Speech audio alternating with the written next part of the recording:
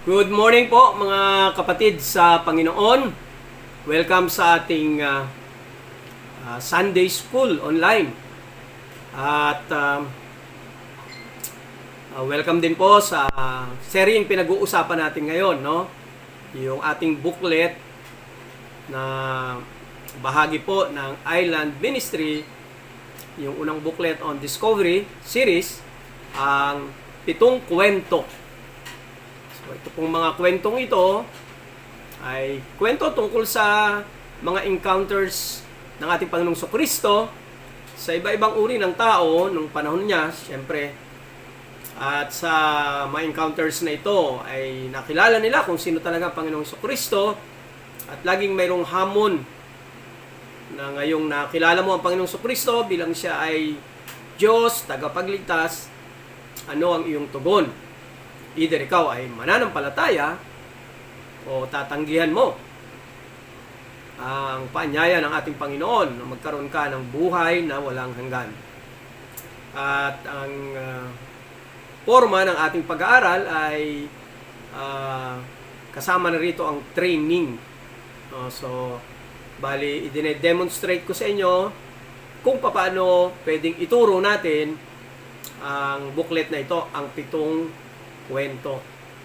At ngayong umaga po, tayo ay nasa ika-6 na kwento. Ibig sabihin, ay isa na lamang at matatapos na ang ating training sa booklet na ito. At pinapaalala ko po, hindi lang tayo dapat matuto, kundi dapat magawa natin kung ano yung hamon ng pag-aaral. Yung pong maikwento ito sa ating mga mahal sa buhay, kaibigan, kakilala, upang sa ganon ay makilala nila ang Panginoong Kristo at magkaroon sila ng tunay na pananampalataya sa Kanya bilang Panginoon at tagapagligtas. So, kunin na po natin ating mga booklets, no? At lagay po natin doon sa ika-6 na kwento.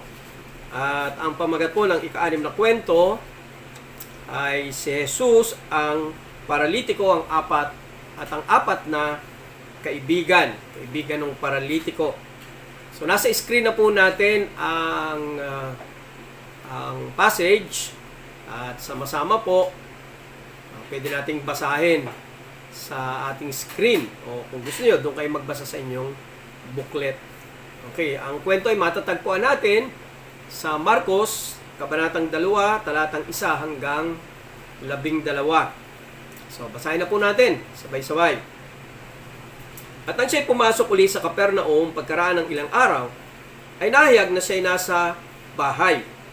At maraming nagkatipon, ano pat hindi na magkasya, kahit sa pintuan man.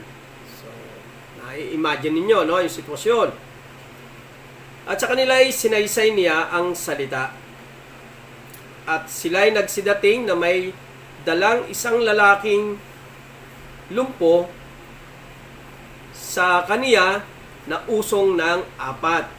So ito na po, no? Dumating yung 4 na magkakaibigan na may usong o buhat na lumpo o paralitiko. At nang hindi na sila mga kalapit sa kanya dahil sa karamihan, ay kanilang binakbak ang bubungan ng kaniyang kinaroroonan. So, ibang uri ng bubong noon, ano? Kaysa sa bubong natin ngayon, na kaya nilang gawin yon. At nang yaoy kanilang masira, ay inihugos nila ang higaang kinahihiga ng lumpo. So, ibinaba po nila, no? Yung higaan, o stretcher, no? Galing po sa bubong, pababa. At pagkakita ni Jesus sa kanilang pananampalataya, ay sinabi sa lumpo, "Anak, ipinatatawad ang iyong mga kasalanan." Ngunit mayroon doong nangakaupong ilan sa mga eskriba. No? So ito po ay isang grupo ng mga reliyosong Hudyo, at nangagbubulay sa kanilang mga puso. Bakit nagsalita ang taong ito ng ganito? Siya'y namumusong. O sa English po ay ay blasphemous, no? O blasphemy ang ginawa niya. Sino ang makapagpapatawad ng mga kasalanan kundi isa, ang Diyos lamang. At pagkaunawa ni Jesus sa kanyang espiritu na siya'y nangagbulay-bulay o sila'y nangagbulay-bulay sa kanilang sarili, pagdakay sinabi niya sa kanila, bakit binubulay-bulay ninyo mga bagay na ito sa inyong mga puso? Alin baga ang lalong magaang sabihin sa inyong mga puso? Salumpo, ipinatatawad ang iyong mga kasalanan, o sabihin, magtindig ka at buhatin mo ang iyong higaan at lumakad ka. Datapwat upang malaman ninyo na ang anak ng tao ay may kapamahalaan sa lupa na magpatawad ng mga kasalanan. Sinabi niya sa lumpo, sa iyo ko sinasabi, magtindig ka, buhatin mo ang iyong higaan at umuwi ka sa bahay mo. At nagtindig siya at pagdakay binuhat ang higaan at yumaon sa harap nilang lahat. Ano pat nangagtaka silang lahat at niluwalhati ang Diyos na nangagsabi, kailan may hindi tayo nakakita ng ganito. Okay, so naintindihan naman natin siguro ang kwento. At madali rin namang maintindihan nung kakwentuhan natin ang kwento kasi nga po ay simple lang, kaya nating i-imagine yung kwento sa ating isip. So ngayon po, ang unang bahagi ay siyempre pag-usapan ninyo ang kwento. So may mga tanong tayo na itatanong doon sa inyong kakwentuhan para lang reviewin, repasuhin yung kwento para nga mas maintindihan niya yung prinsipyo o mga ilalapat nating katotohanan mula dun sa kwento. Okay. So pag-usapan natin ang kwento. So nakalagay na rin po sa screen natin, yung mga tanong. So habang tayo po nag-uusap ay pwede tayong tumingin sa screen. So ang unang tanong, sino ang pangunahing karakter maliban kay Jesus? Okay, makikita po natin yun sa talatang 3. So tingnan nyo nga po sandali. So bigyan nyo ng panahon yung kakwentuhan nyo na basahin yung talata at guhitan. Yung nga po ang ating gusto, na guhitan nila para kumbaga sa mayroon silang palatandaan ng tamang sagot. So, ang sagot po dyan ay siyempre yung paralitiko o yung lumpo at yung 4 na kaibigan. So, yun po yung mga pangunahing tauhan. Okay, pangalawa, ano ang problema ng magkakaibigan at ano ang ginawa nila? So, mapapansin nyo, sa ilang pagkukwentuhan na natin, laging mayroong problema o krisis, yung sitwasyon, na doon, sa pamamagitan ng krisis na yon, doon na ipapakita ng Panginoong Hesus kung sino nga ba siya. So, sa talatang 4, ano ang problema ng magkakaibigan at ano ang ginawa nila? So, muli, pabasa niyo yung talata at saka pagguhitan niya yung sa tingin niya sagot at pagkatapos sa kanya, ibahagi ang kanyang sagot. So, ano ang problema nila? Hindi sila makalapit sa Panginoong Hesus dahil sa karamihan ng tao. So, ibig sikip, wala silang dadaanan, hindi na sila makakalampas. So, yun ang kanilang problema. Siyempre, ang problema talaga doon, paano mapapagaling ng Panginoong Hesus ang kanilang kaibigan kung hindi sila makakalapit. Kaya ano ang kanilang ginawa? Doon din sa talatang 4, binakbak ang bubungan. Sabi ko nga po sa inyo, iba ang uri ng bubong noon, parang mga tesa na mga bubong, hindi yero kagaya natin, walang kisame, kaya nabakbak nila. At ano po kanilang ginawa? Inihugos, sabi dito sa talata natin, ang higaang kinahihigaan ng lumpo. So marahil, meron silang tali at ibinaba nila mismo doon sa harapan ng ating Panginoong Jesucristo. So, pangatlong tanong, Ano ang naging reaksyon ni Jesus sa ginawa ng magkakaibigan? Ano ang sinabi niya sa lumpo? So, alam naman natin, alam din ng Panginoong Jesus yung kanilang ginawa, no? Pero dito, ayon sa talata, hanapin natin sa talata 5. Sabi dito, pagkakita ni Jesus sa kanilang pananampalataya, ay sinabi sa lumpo. So, anong naging reaksyon ni Jesus? Nakita niya itong aksyon na ito, hindi siya nagalit, hindi ito'y aksyon ng pananampalataya. So, laging ang pananampalataya may kalakip na nagawa, no? Para maging tunay itong pananampalataya. Dito, pinakita nila yon. Gumawa sila ng isang hindi pangkaraniwang bagay, no? Dahil ibig sabihin nun, talagang nananampalataya sila na kapag ang kanilang kaibigan lumpo ay kumbaga nasa harap ni Jesus, ay tiyak na mapapagaling siya. So, ano sinabi niya sa lumpo? Anak, tinawag niyang anak, no? Ipinatatawad ang iyong mga kasalanan. So, pinatawad siya sa kanyang mga kasalanan. So, isipin natin, bakit kaya, no? Doon, sabi naman ng Biblia, lahat tayo ay talagang makasalanan. At, anong naging reaksyon? Yan, no? Nung marinig yun, ng mga eskriba. Kasi itong mga eskriba, itong mga religious leaders na ito, ay, siyempre, alam natin, laban sa Panginoon. Sila'y naroon lang para humanap ng mga pagkakamali na maaaring gawin ng Panginoon. At doon ay pwede siyang hulihin, parusahan. No? Ano sabi nila? Sa talatang 6 at 7. So, pabasa mo uli siya, at pag-uwitan mo ang sagot, at saka mo siya tanungin. So, dito, sabi nila, bakit nagsasalita ang taong ito ng ganito? Tumutukoy sa Panginoon. So, bakit niya sinasabi yun, no? Siya'y namumusong. Sinabing namumusong, mayroon siyang sinasabi na hindi ayon sa salita ng Panginoon. At ano raw yun, no? Bakit siya magpapatawad ng kasalanan? Gayong isa lang ang may kapangyarihang magpatawad ng kasalanan, kundi ang Diyos. So, anong ibig sabihin? So, ang tingin ng mga eskriba ay sinasabi ni Jesus na siya Diyos. Diba? Kaya nga siya ay namumusong. Bakit siya nagpapatawad? Di naman siya Diyos. Pero hindi nila naunawaan na yun na nga ang punto ng ating Panginoong Jesus. Kaya nga niya sinabi yun.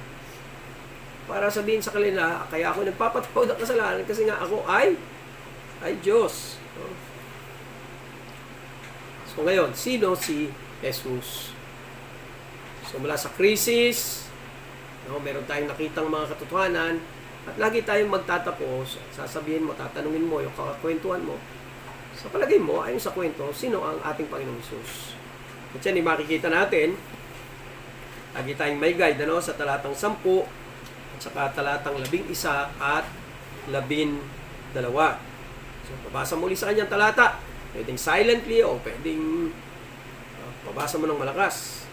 Pero, for our sake, basahin natin, Sa iyo ko sinasabi, magtindig ka, buhatin mong iyong higaan at umuwi ka sa bahay mo. At nagtindig siya at pagdakay binuhat ang higaan at yumaon sa harap nilang lahat. So, anong makikita natin sa Panginoong Kristo sa bahaging ito? Sa pamamagitan lamang ng kanyang salita, gumaling ang lumpo. Wala siyang ginawa. Hindi niya hinipo ang paa. Wala siyang bagay na ginamit. Nagsalita lamang siya. At gumaling ang may sakit, ang lumpo. So, tanong mo siya, ano sa palagay mo? Sino si Jesus? Marami siyang mga sagot, pero isa doon ay siya ay makapangyarihan over sa karamdaman. Kaya niyang baguhin ang kalagayan ng katawan ng isang tao para siya ay maging normal o gumaling. At ano pa? At bakit siya makapangyarihan? Bakit kaya niyang magpagaling ng lumpo? Ibig sabihin siya ay Diyos. Jesus ay Diyos. At kagaya nga ng pinag-usapan natin kanina, maliwanag. Siya nagpatawad ng kasalanan bago niya pinagaling para bigyan diin yon. Ako ang Diyos. At ngayon ipapakita ko sa inyo na laging sinasabi ng gospel yan, sinasabi ng ating Panginoon Kristo. Kung hindi kayo maniwala sa mga sinasabi ko, maniwala kayo sa mga gawa ko. Dahil yung mga gawang yon ay magagawa lamang hindi lamang ng tao, kundi ng Diyos. So, sino si Jesus? Siya ang Diyos na makapangyarihan. At kaya niyang pagalingin ang anumang karamdaman sa pamamagitan lamang ng salita. Okay. So, ibahagi mo ngayon yung pinakabuod ng kwento, yung lesson ng kwento. Pwedeng basahin mo na lang ito sa kanya. Okay, nasa screen na po. Sabay-sabay, basahin natin. Alam ni Jesus ang tunay na pananampalataya at ito ay pinapakita sa gawa at hindi lamang sa salita, kagaya ng apat na magkakaibigan. Naalala niyo pa ba yung kwento natin? Yung kwento ng serkero? Iba yung naniniwala at nananampalataya. So yung naniniwala sa isip lang, yung nananampalataya may kalakip na gawa para ipakita ang kanyang pananampalataya. Dahil sa pananampalataya nila na may kalakip na gawa ay tinugon ni Jesus ang pangangailangan ng espiritual at physical ng kanilang kaibigan. So siguro, kaninong pananampalataya ba ang nakita ni Jesus? Nung bumababa na yung lumpo, So, kung titingnan natin, yung pananampalataya yung apat na magkakaibigan. Marahil kasama na rin yung lumpo doon, Nakita ng Panginoon yun. Dahil sa pananampalataya ngayon, tumugon siya. At makita natin ang tugon, hindi agad pinagaling yung karamdaman, kundi pinatawad sa kasalanan. So, pinatawad at pinagaling siya. Bilang mga mananampalataya, maaari tayong gamitin ng Diyos upang maranasan ng ating mga kaibigan at ibang tao ang pagpapatawad ni Jesus at pagtugon sa kanilang pangangailangan kung tutulungan natin silang ilapit kay Jesus. So, ang challenge dito sa atin o doon sa kakwentuhan mo na naniniwala tayo na sa puntong yon ay mananampalataya na siya, So, ma-review sa kanya kung ano yung pananampalataya, tunay. Dito makikita rin niya yung pwede niyang gawin ngayon bilang sa isang mananampalataya na. Nakagaya ng apat na magkakaibigan, inilapit nila yung kaibigan nila sa Panginoong Hesus na nakaranas ng physical at spiritual na kagalingan. So yung ngayon ang pwede mo nang ibigay na din sa kanya, Kasi at this point, kung siya ay kumilala na sa Panginoon, tinutulungan na natin siyang maging unti-unting alagad ng Panginoong Jesucristo. At napakahalaga, sa simula pa lang ay maunawaan niya na mayroon na siyang tungkuling magdala ng ibang tao sa Panginoong Jesus. Amen ba? Okay, ang paglalapat ng kwento sa buhay. So, may tatlo tayong application questions para talagang maging personal ang usapan, So, hindi na yung alam niya ngayon lamang, kundi ngayon, paano yung ilalapat na yung kwento sa kanyang buhay.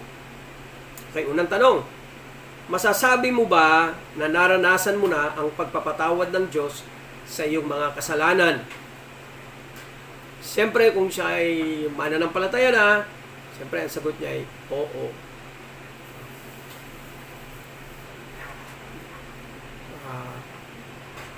Ang sinumang nanampalataya sa Panginoon Kristo, kasama roon yung pagpapatawad ng ating mga kasalanan. Kaya nga mahalagang bahagi sa paglapit sa Panginoon, kakambal ng pananampalataya sa Kanya ay yung pagsisisi ng kasalanan. So, kapag sinabi niyang hindi ko patiyak, ako'y pinatawad na, dahil ako'y nagkakasala pa, so again, no, kailangan marahil ipaliwanag natin na ang silbang nanampalataya, hindi lamang binigyan ng buhay na walang hanggan, pero pinatawad sa mga kasalanan. Pangalawa, paano mo ipapakita sa gawa ang iyong pananampalataya? So again, no, yung challenge dito. Kung siya isang mananampalataya na, ano yung mga pwede niyang gawin para maipakita niya na siya ay tunay na mananampalataya? So siguro kung i-contextualize natin sa kwento, yun, magdala ng kaibigan para makakilala kay Jesus. So, at marahil may iba pa, pero yun yung magandang sagot, no? Kasi yun nga gusto natin ibigay din dito sa kwento, sa kakwentuhan na natin, no? Bilang mananampalataya, kailangan sikapin natin makapagdala rin ng mga kaibigan sa ating Panginoon Kristo. Yan, pangatlong tanong. Meron ka bang kilala na maaari mong matulungan na ilapit kay Jesus upang maranasan ang kailangang kagalingang spiritual at physical? So, yun, no? Parang binibigyan mo na ngayon siya ng assignment. Kasi, yun na ngayon kailangan no? So, nanampalataya na siya. So, kailangan yung pananampalataya ipakita niya sa gawa para siya ay patuloy na lumago. Dahil kung hindi niya magagawa yon ay hindi naman sa hindi na siya maliligtas, no? Pero hindi agad siya lalago. Kaya mahalaga to. Kaya nga, sa totoo lang, mga kapatid, meron ng hamon din sa atin, no? Na ngayon, meron na tayong paraan paano ibahagi ang ebanghelyo sa napakasimple at makapilipinong paraan. Dahil sabi ko nga sa inyo, mahilig tayo sa kwentuhan. Kwentuhan, tanungan. Tapos sa bandang huli, medyo seryoso na. Sa bandang huli, siyempre, may hamon na. At, so, maganda, itong gawin nyo, no? So, sabihin mo, meron ka ba? Kakilala? Sabihin niya siguro, yung asawa ko. Siyempre, kung siya palang mananampalataya sa kanila, mga anak ko, sino man, marahil yung mga kakilala niya, no? So maganda, ang paggawa mo sa kanya ay ipasulat mo yung mga pangalan. Sabi mo, isulat mo yung mga pangalan. Isulat ka ng 3 hanggang 5 na mga tao na pwede nilang mabahaginan o pwede mong mabahaginan, tapos mag-pray ka. Araw-araw, pag-pray mo yung mga tao na yun, bigyan ka ng Diyos ng pagkakataon, may bahagi mo sa kanila ang gospel, ang ebanghelyo, no? Yung ginawa mo lang, i-share mo sa kanila. So, through your testimony, pwede mo sabihin sa kanya. So, yun, no? So, makikita nyo, yung mga kwento natin, yung mga nauna, more on sa personal, na pagkilala kay Kristo, dito ngayon may paglalapat na ng pananampalataya. So, nawa po, ay patuloy tayong na-equip sa pag-share ng gospel. At yun ang prayer ko. Pandemic ngayon, nasa modified tayo hanggang katapusan. Hindi tayo magkikita-kita pang muli through face-to-face. Pero maraming paraan pwede tayong mag-share ng gospel, no? Manalangin tayo paano natin to magagawa. Okay, so see you po next Sunday para sa ikahuling kwento. Pagkatapos noon ay magkakaroon tayo ng panibagong paksa ng pag-aaral. So, tayo po'y manalangin. Diyos naming Amang Banal, marami pong salamat sa mga kwento sa Biblia na pwede naming ikwento sa iba at doon makilala nila si Kristo at sa inyong kalooban ay tanggapin nila si Kristo bilang Panginoon tagapagligtas at makapagdala rin sila ng iba sa Panginoong Jesus. Patuloy po, Panginoon, dinadalangin ko ang aming gawain ng pagsamba, ang buong maghapong ito, na nawa po ang iyong pag-iingat, pagpatnubay at gabay, at higit sa lahat, protection po sa COVID, ay patuloy maranasan ng bawat isa sa amin. Binabalik na po namin sa inyo ang papuri at parangal sa pangalan ng iyong anak na si Jesus na aming Panginoon at tagapagligtas. Amen.